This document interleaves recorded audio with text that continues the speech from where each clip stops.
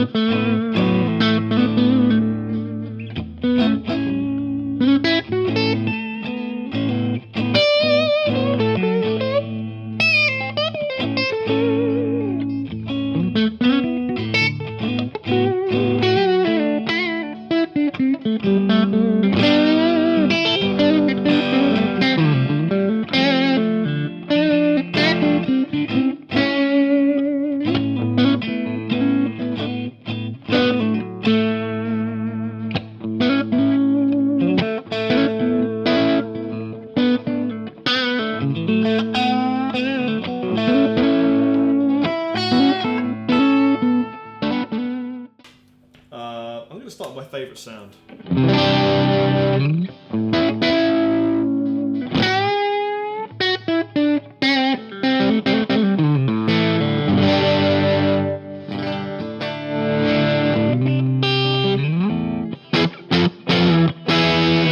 Right in the middle. It's where a Tele should be. I've got a bit of delay on there. Let me turn that off. There you go. A bit less delay for you now from the flashback. And that's just what I like best about this Telecaster is the central position. But if we switch it, you get this.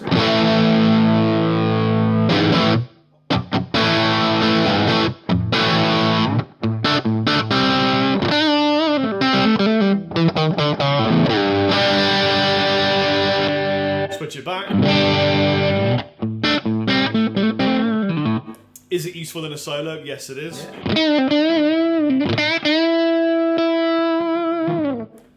It comes in there. It's great, isn't it? What do the regular pickups sound Okay, like? thin and bitey.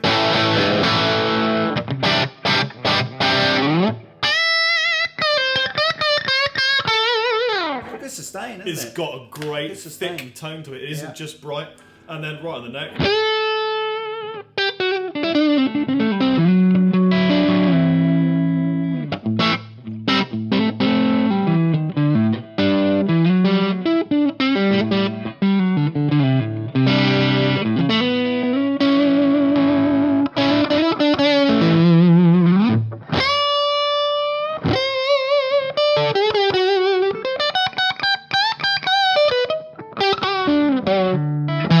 Compound radius. So if you are in the school of thought of Richie Kotzen and you want to get yourself a wicked Tele to shred on, Yep. you can do.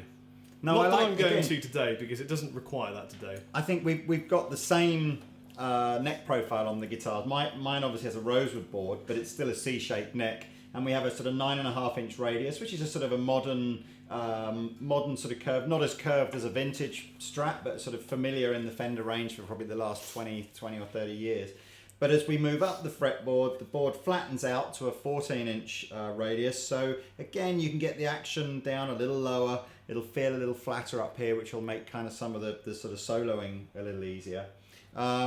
couple of the other things that both guitars have got is the chamfered away heel joint here. Yeah. To just give you the palm of your hand a little bit more comfort factor when you're up playing high. Which is a million miles away from the other guitars we reviewed yesterday, which had sort of a thing in the way of you. Well, essentially that square heel joint was a pretty standard, Strat style or bolt-on neck style heel joint for a long time. Yeah. It's only been in more recent years that's changed.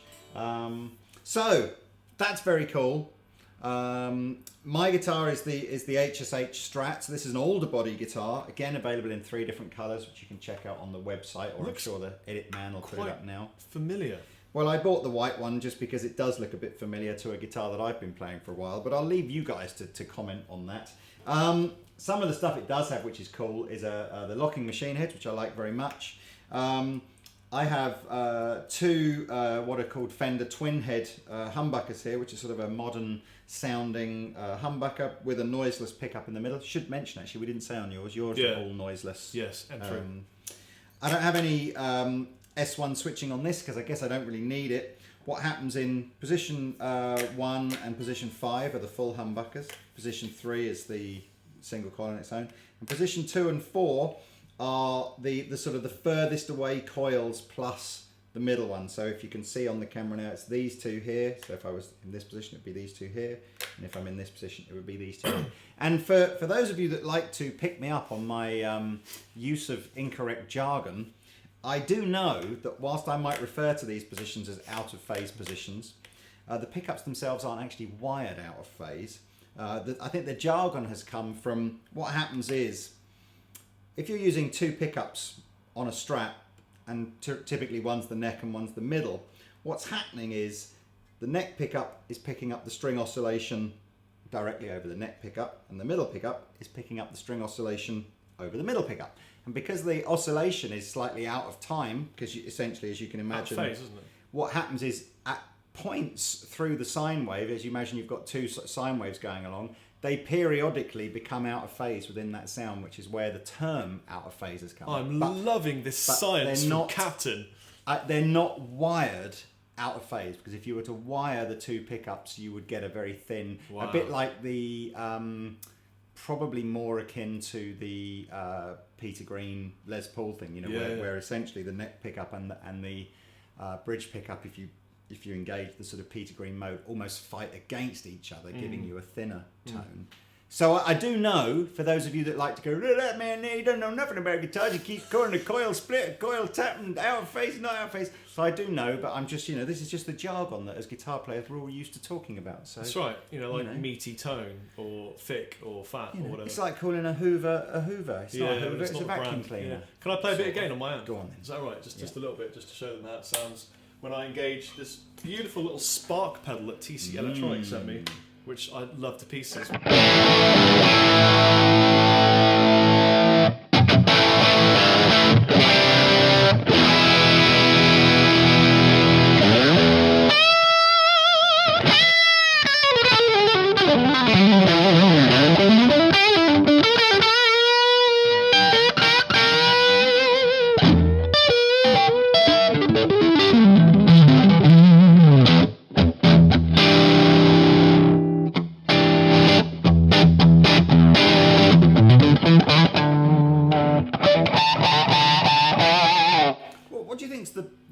Difference for you between playing a thin line Tele and a solid Tele? Well, I think it's the way. I think it's because you think, oh, it's got a bit of hollowed out wood, it's not going to make a lot of difference, or it'll make a lot of difference to the sound. I couldn't tell you that it makes a massive difference to the sound, but it makes a big difference to the way it feels and reacts to the playing. So, for example, when I'm holding a note, provided I don't kill the guitar with my body, like a lot of players tend to grab the neck quite hard and put it into the body. It's like a bell. If you ring a bell and you hold it while you're ringing, it's going to go guh. Whereas if you hold a bell from a string and go ding, it rings out and resonates. And if you allow a guitar to do that with a physics set up like this, the system that it is, it turns into sustainable feedback for longer.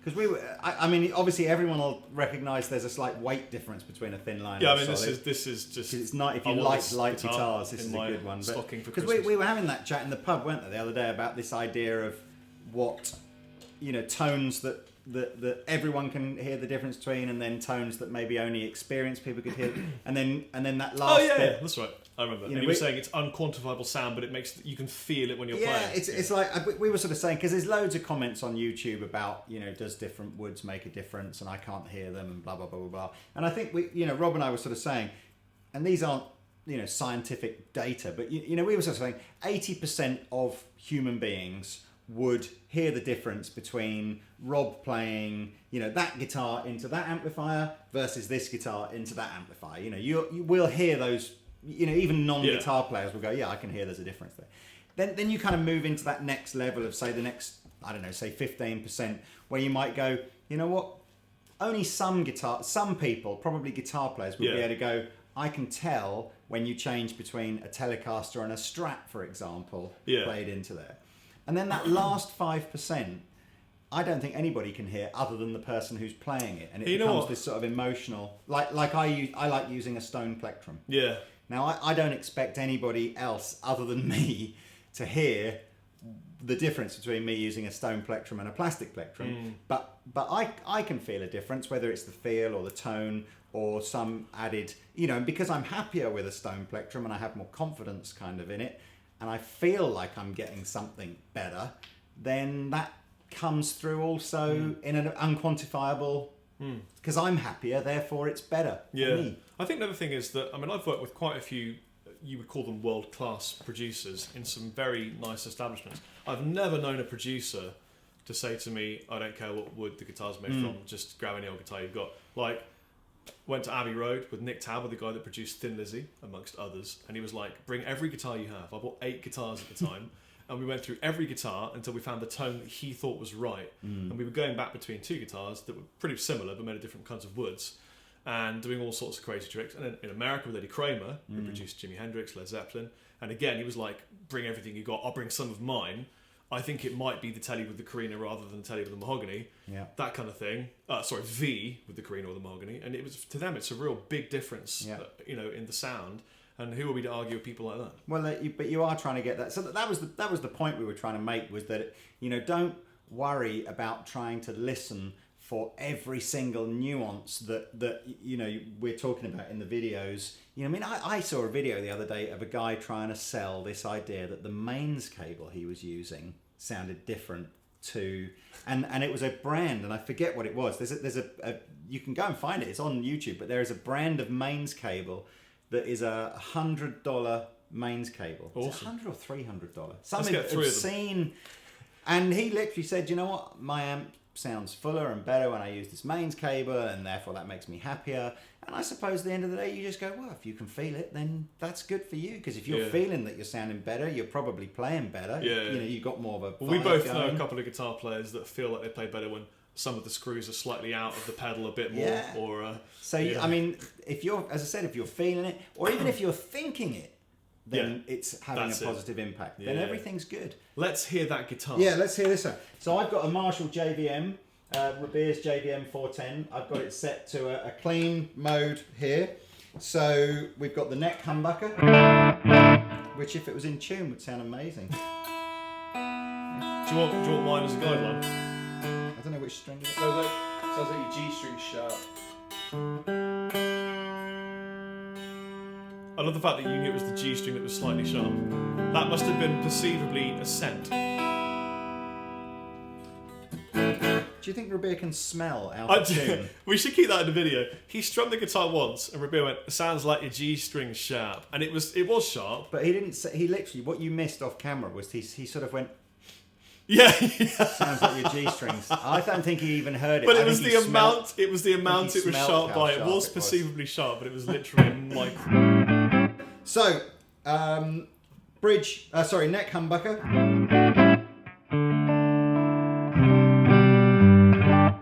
Rebeer pointed this out. It's quite a sharp difference between the position 4 here. A lot more bass on here. So be careful when you're switching between those. You might find that what you're better off doing is at the start of the song going, that's the pickup I'm using for this one, or that's the pickup I'm using for this one, because it's quite a big jump between the two. But I mean, you guys all know I absolutely love my HSH Strat and the Cap 10 that I've got, so I'm used to that. This is the middle pickup on its own.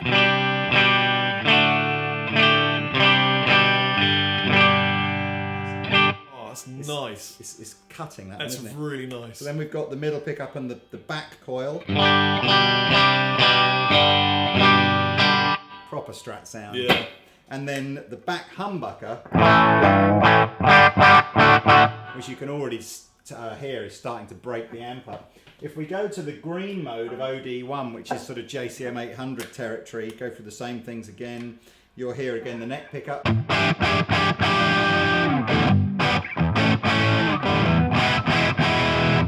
Tons of balls there, love that. The out of the middle and neck.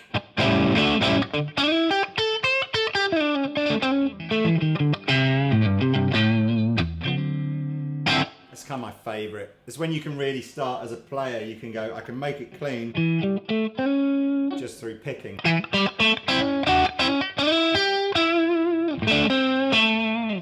Middle pickup. Just use that pick a second. I want to hear if I can tell the difference. Okay. So go. There is a difference.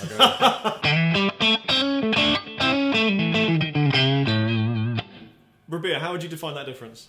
It's got more bite on the actual pick attack. The attack is On different. the stone one. Yeah, for Yeah, sure. I It's don't- got a trebly edge to it that cuts through. Yeah, I mean, I always used to use a fairly thick plastic plectrum.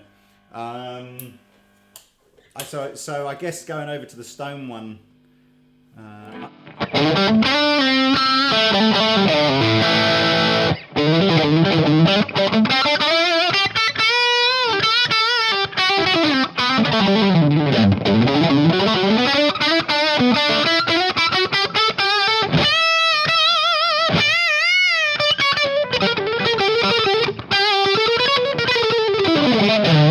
Feels a bit different to pick with at first, but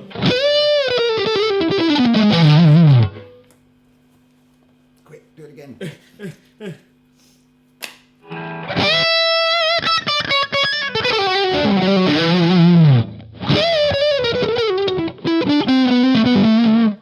there's an attack difference. Yeah. But when you pick your string, do you put your pick on the string and then push it through, or do you strike from above like this? Do you go through it, or do you go on it and push through? I think I probably go on it and push through, actually. Yeah. I mean, I use a tiny... So here's the science from me. It's Yeah. the release. It's the release of the string from the stone that's giving it the slightly different tone from the release of a pick, which will flick it off. Yeah. You see, when I very first started playing guitar, the guy that I think taught me the most, which was a sales guy in Andertons at the time, an old boy that was a jazzer, and he taught me to hold my plectrum with so I'm not holding it. I know that's a bit exaggerated, but I'm not holding it like that. I'm sort of putting it The side of the first finger. yeah, almost on the side, pretty much bang on the middle of that first sort of knuckle. Oh, there. Yeah, like it would be like that. So Wow. I don't know if you can see that. And then I'm kind of just putting my thumb to hold it in place. And it's interesting because as Rob has tried to show me over the last year or so some heavier metal kind of chug, I've realised that I don't actually have enough of the plectrum sticking out from my fingers to really enable me to do that. So I have to sort of adjust how I hold the plectrum so that I can ensure that I get the right That's amount interesting. of attack. See, I hold mine in between that first knuckle and the tip of the finger, so it's more like that. I would say actually the point of my plectrum is almost in line with that first knuckle. Wow, that's completely different. But you're absolutely right. I'm almost on the string. I've never really thought about this, and then I'm pushing through the string to get... Yeah, so it's the release. And the memory of the pick makes a difference, because the memory is, when it returns to where it is, that has perfect infinite memory. It will never bend or alter the shape. So I really like... the only downside with stone plectrums is that they're 10 quid each, and if you lose one, it's expensive. Anyway, this isn't a plectrum review, but I just suddenly found that fascinating. But if anybody's interested, this is a plectrum by a company called Stoneworks, and we sell them at Andertons, and they're £10 each. and you can get a thin one, which is what I use. Actually, I have a couple of thin ones and a medium one, which is. I think I need to get a couple of thin ones and try them out. And then, or you can go for a thick one. So I don't know, which are I think are something crazy like 2.5 or 3 millimeters thick. But anyway, so I like these. But you should, why not treat yourself to a stone plectrum once? It's not the most expensive thing you'll ever buy, and just see if you like it, I guess. Yeah. It's a real shame that we can't demo these with all this stuff taken off the scratch plate because it looks so much nicer. I know, the flags and the stickers. Yeah, it's not very nice, is it? I tell you what I have got here, which I want to show you on screen. Did I go through all the I think I went through all the sounds. I didn't. No. We stopped. You got halfway through. I think you're right. So, cool. Although I think I'd gone to a gain tone, hadn't I? Yeah. So okay, so we'll try and pick up. So I think I'd done the neck and position sort of 4. So here's the middle one on its own.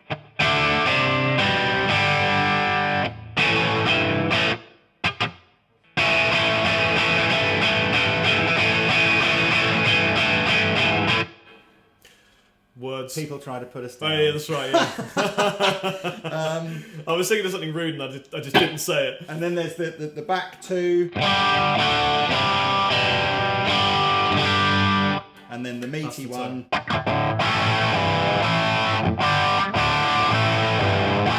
Amazing how different a humbucker sounds to a single coil picker, isn't it? So what I also like on this very much is it has the Fender 2-point sort of pivot trem. So it's the same trem system that you get on a standard Strat, but with the high mass saddles. If you notice on the American Standard series about 2 years ago, they went back to the vintage style saddles, but they've kept the heavier or the bigger saddles on the Deluxe. Again, we're going into these nano kind of debates about tone. There is a slight tonal difference between using the fat chunky saddles that you get on the Deluxe and the skinnier sort of wrapped metal saddles that you get on the vintage. But more importantly, Lee, tell me about your nut. So at the nut, you might have to get a close up on another. I will get a photograph. But the nut is called a roller nut. It's the sort of design that Fender first introduced the roller nut on the Strat Plus back at the end of the 80s.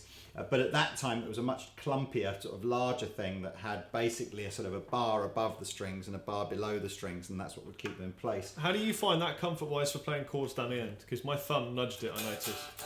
I don't get anywhere near it. Jeff Beck made that nut popular as well.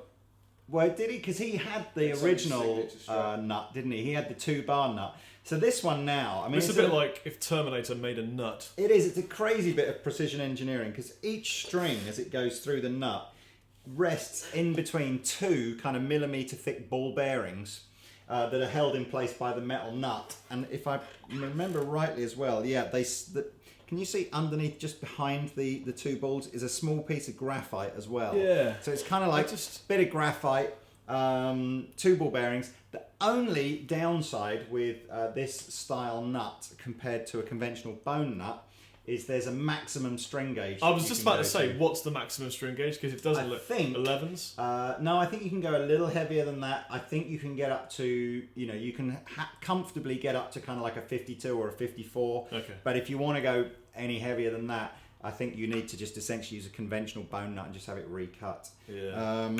Well, there you go. But great guitar. Yeah, I picked the white one largely because I was trying to be a bit tongue in cheek about the fact that my Cap 10 is white. But I think it looks great, and don't forget, as I said, there's a couple of other colours in this guitar which can get a conventional sunburst, which looks great. This has been a very pleasurable review. For me. And well, I thought I'd geek out. Sometimes you see Captain the moron that just dicks about and makes. I don't know what you're talking about, Lee. And other times you see the Captain that actually does actually know some stuff about guitars. But just for those of you who find this kind of thing... case candy. Case porn. Yeah, look at this case.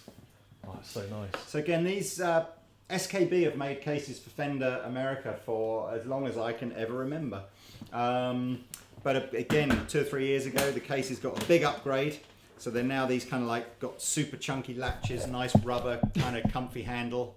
But yeah, anything you buy from American Standard or American Deluxe range will come with a very nice case like that. And I think inside there's like a Fender strap and a lead and a guitar. Other nice things. Yeah, and most importantly, a guitar.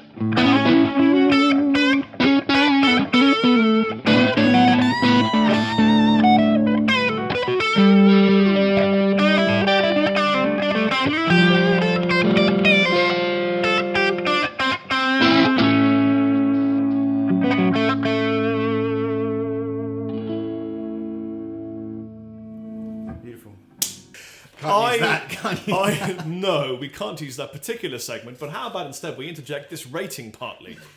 I would rate this out These of are gonna 10. be bang up there, aren't You they? ready? Yes. 9.35. Gee, I tell you, if I was a Romanian gymnastic, I'd be well pleased with that score. Yeah, 9.35 because it plays like butter and it sounds amazing. I honestly, this is my dream Strat. Yeah. HSH, good trem system, great range of tones, locking machine heads. This is my dream Strat. I'm going to give this. Like, what could be better about your guitar? That's the problem. Literally, no, honestly, I'll tell you what would be better, and it's going to lose 0.2 of a mark for it. It'd look better, I think, if it had a tortoiseshell scratch plate. So I'm going to give it 9.8. Oh, 9.8! It's just a massive score. I Wow. love it. It's a great guitar. In fact, I forgot. I don't think we've told you how much they are. No. And that's because I can't remember. How much are they? So my beautiful Fender Deluxe Thinline is just over 1,300 quid. Not too shabby. So Not too it's shabby. only about. I say only. It's about. Well, it's a lot of money. It's about 300. No, quid let's more not split hairs. That's a lot of money. Well, it's about, 1,300 but it's quid. about 300 quid more than a standard Telecaster. Yes. And I would pay the extra 300 to get the extra features on there. Yes. Yeah, that's cool. Mine is a shade under £1,300. So again, round about £300 more than a standard American Strat. So I like it. I do. I love them. I'm a happy They are man. great. It's a great way to start the day. It is. Should we go and play Grand Theft Auto Let's go now? play Grand Okay. Theft Auto and drink Bye. coffee. Bye.